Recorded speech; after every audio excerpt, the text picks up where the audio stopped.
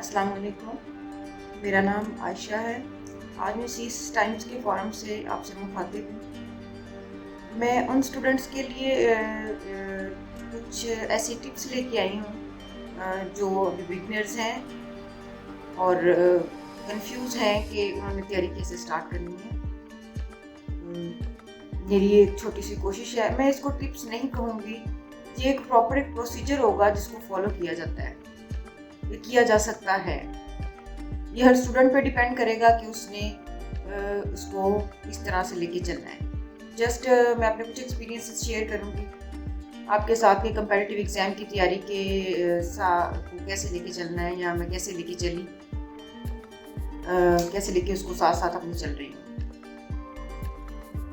First of all तो जब भी कोई कंपैरेटिव एग्ज़ाम आप देने के लिए अपने आप को रेडी कर रहे होते हो, आपके पास 3 चीज़ें जो होती हैं वो लाजमी आपको चेक करनी होती हैं, जिसमें आपकी डिटर्मिनेशन, आपकी कमिटमेंट और आपके एप्टीट्यूड लेवल जो है, ये 3 चीज़ें आपका स्टेमिना डिफाइन करेंगे। आया कि आप इसके लिए आपके अंदर इतनी एबिलिटी है, आप इतना स्टेमिना रखते हो कि इस तरफ आप जा सको, इस कंपैरेटिव एग्ज़ाम के लिए आप अपने आप को तैयार कर सकते हो। सेकेंड थिंग इज़ दैट कि आपने ये देखना है कि ये जो वाई का आंसर है, व्हाट इज CSS, ये हर बच्चा जब तैयारी करने लगता है तो वो इस चीज को ले आता है, what is CSS, how to do CSS, ये भी जब तैयारी स्टार्ट हो जाती है तो हाउ वाला आंसर मिल जाता है। लेकिन इन बिटवीन जो है वो होता है why I am doing this, मैं इसकी तरफ क्यों जा रहा हूँ, उसके लिए आपको इस वाई का आंसर आपके पास होना चाहिए, दैट मस्ट बी पॉजिटिव। और ये जो वाई का आंसर है ये आपके साथ टिल द एंड, आपकी जर्नी के एंड तक चलता है। जब भी कभी आप डीमोटिवेट भी होते हैं तो आपके अंदर दोबारा से इस वाई का आंसर आपके अंदर रिवाइंड होना शुरू हो जाता है। उसके बाद आपने, जब आपके पास वाई का आंसर आपको मिल गया, आपने उस वाई के आंसर को भूलना भी नहीं, आपने प्रिपरेशन की तरफ आना है। जो सबसे पहला स्टेप है कंपैरेटिव एग्जाम की प्रिपरेशन करने के लिए, वो है आपका न्यूज़पेपर। आपने न्यूज़पेपर पढ़ना स्टार्ट करना है, जो एक जिसको कह लें कि एक बहुत ही इम्पोर्टेंट चीज़ है, इसके बगैर चलना आगे मुश्किल है। सिर्फ सिलेबस से आप कंपैरेटिव एग्जाम को कवर नहीं कर सकते। न्यूज़पेपर पढ़ने का फ़ायदा क्या है, किस तरह हेल्पफुल रहता है, इसके लिए इंशाल्लाह मैं वीडियो बनाऊंगी, उसके ऊपर आपको बताऊंगी कि न्यूज़पेपर पढ़ना कैसे है।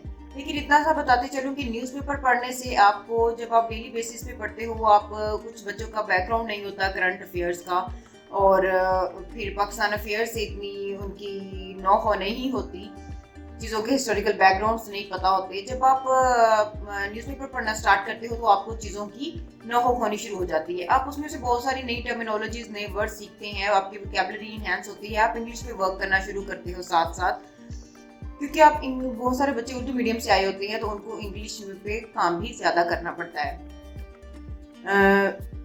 अब जब आपने न्यूज़पेपर पढ़ना स्टार्ट किया है तो उसमें कुछ चीज़ें, आपको कुछ टर्मिनोलॉजीज जब आप उसमें देखते हो, फॉर एग्जांपल जैसे आपने कोई वर्ड देखा है, डेमोक्रेसी देखा है, डेमोक्रेसी इन पाकिस्तान देखा है, तो आप उस चीज़ को सर्च करने की कोशिश करोगे।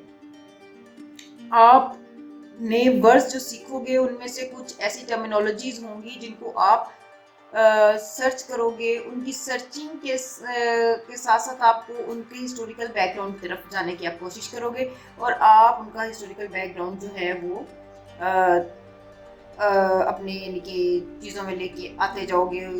जब तक आपको किसी चीज़ की हिस्ट्री का नहीं पता, आप पाकिस्तान अफेयर्स के सब्जेक्ट की तरफ कैसे जाओगे?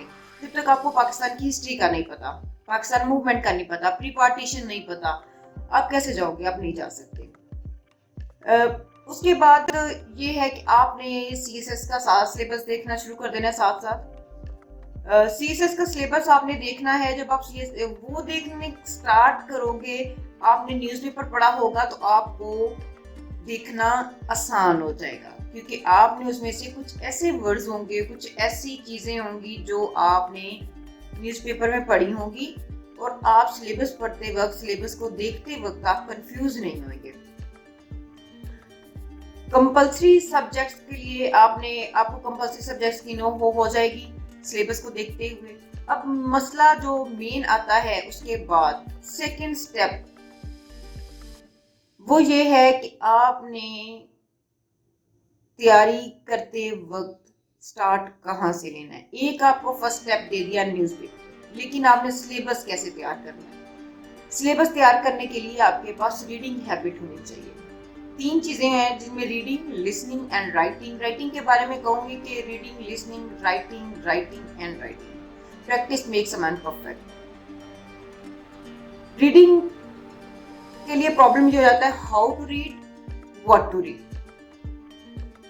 हाउ टू रीड बच्चों के जो कुछ ऐसे स्टूडेंट्स हैं जो हैबिचुअल नहीं होते, रीडिंग हैबिट्स नहीं होती उनको मेरा यानी कि जहाँ तक मेरी रिकमेंडेशंस हैं वो ये हैं कि आपको कुछ ऐसी बुक्स पढ़नी चाहिए जो आपको मोटिवेशन दे।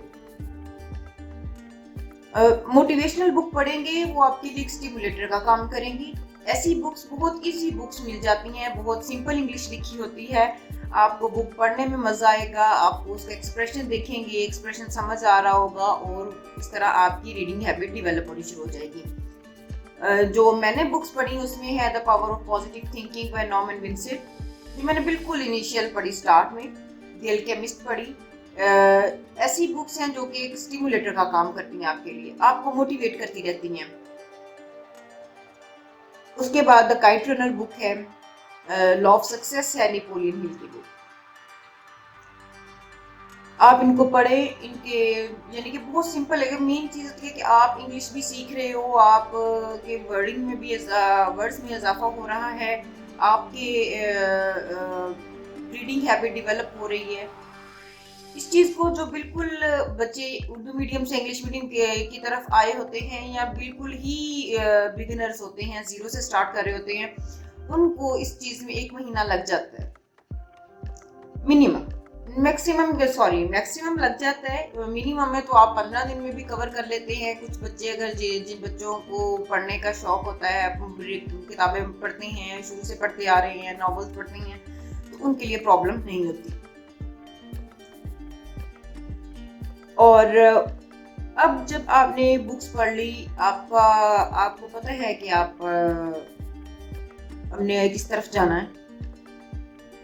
आपने जाना है अपनी CSS की तैयारी की तरफ, जो कि आपका सिलेबस है। आपने सिलेबस को कवर किस तरीके से करना है। सिलेबस को कवर करने के लिए जब आप CSS का सिलेबस देखते हो तो उसमें आपने क्या पढ़ना है।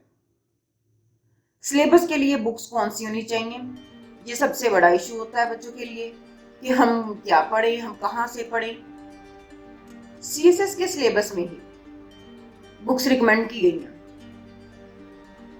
आपने उनमें से कोई अच्छी सी बुक जो आपको अवेलेबल हो वो बुक्स ले लें। उन बुक्स के ऊपर आपने काम करना है, उन बुक्स को पढ़ना है जो रिकमेंड की गई हैं। और अगर आपके पास टाइम है पढ़ ले, लेकिन एक सब्जेक्ट के लिए 2 बुक्स बहुत अच्छी जो रिकमेंड की गई हैं, 2 बुक्स। उसके अलावा आपके पास आपके रिसर्च आर्टिकल्स होते हैं, आपके पास न्यूज़पेपर होता है, मैगजीन्स होते हैं, उनके ऊपर भी आप बहुत कुछ अपने सब्जेक्ट से रिलेट करके ले लेते हो। आपने वो रिकमेंडेड बुक पढ़नी है, जैसे कि पाकिस्तान अफेयर्स में है। पाकिस्तान अफेयर के सिलेबस में फॉरेन पॉलिसी के ऊपर बुक है, अलहदा से बहुत अच्छी है। Making of Pakistan, the making of Pakistan by K Aziz, बहुत अच्छी बुक है। फिर उसके बाद पाकिस्तानी ऑथरिंग है, Pakistan beyond the crisis state by Maleeha Lodhi, governing the ungovernable. ये वो बुक्स हैं जो आपके अंदर एनालिसिस, जो आपके अंदर कंटेंट जो है वो डेवलप करेंगे, आपका कंटेंट डेवलप करेंगी। क्योंकि आपको डिफर क्या चीज करती है, आपका कंटेंट, आपकी प्रेजेंटेशन जो है वो पेपर में डिफर करती है। आपका कंटेंट कैसा है। कंटेंट सिर्फ ये नहीं कि आपने एक चीज को क्रैम करके लिखा हुआ है, उसका मतलब ये है कि आपने एनालिसिस बेस्ड जो लिखा है, जो बुक्स आप पढ़ते हो वो एनालिसिस बेस्ड, वहां से चीजें आप निकालते हो, उनको अपनी ओपिनियन में आप ढाल लेते हैं। उस ओपिनियन में जब आप डालते हैं तो आपने उसको जब पेपर पे उतारना है तो वो चीज़ आपको बाकियों से डिफर कर जाएगी, जो आपको मार्क्स के लिए मैक्सिमम मार्क्स गेन करने का मार्जिन देती है। अब ये है कि आपने जब सिलेबस तैयार करना स्टार्ट कर दिया है, आपने न्यूज़पेपर आपने पढ़ना है, आपने अपने नोट्स खुद बनाने हैं। Make your own notes. किसी नोट्स पे रिलाई नहीं करना, किसी एक बुक पे रिलाई नहीं करना, आपने अपने नोट्स खुद बनाने हैं। फॉर एग्जांपल अगर आप एक इशू उठाते हैं, ये पैलेस्टाइन का इशू है, कश्मीर इशू है, कोई भी है, आप उसके ऊपर अपने खुद नोट्स बना लेते हो। 2-3 सोर्सेज से आपने देखा, आपने बुक्स पढ़ी हैं अच्छी, तो आपने क्या किया है, आपने उसके नोट्स बना लिए। तो आप उसके साथ ऐसे करेंगे कि आप एक अलग से उसके साथ पेज लगा लें कि आप उसके साथ साथ जैसे जैसे नई चीज़ पढ़ोगे, आप न्यूज़पेपर में पढ़ोगे, मैगजीन में पढ़ोगे, उनमें जो चीज़ें अमेंड हो रही हैं, जो चीज़ें मॉडिफाई हो रही हैं, आप उसके साथ साथ उस हिसाब से अपने नोट्स को मॉडिफाई करते जाओगे। क्योंकि दूसरे नोट्स जब हम लोग दूसरों के नोट्स लेके पढ़ते हैं तो वो चीज़ें वही आ जाती हैं, हर बच्चे ने लिखी होती है, और वो फिर मार्जिन नहीं देती मार्क्स का। मार्क्स लेना बहुत मुश्किल हो जाता है क्योंकि एस्पिरेंट्स बहुत ज़्यादा होते हैं, सीट्स कम होती हैं, रिजल्ट अच्छा नहीं आता।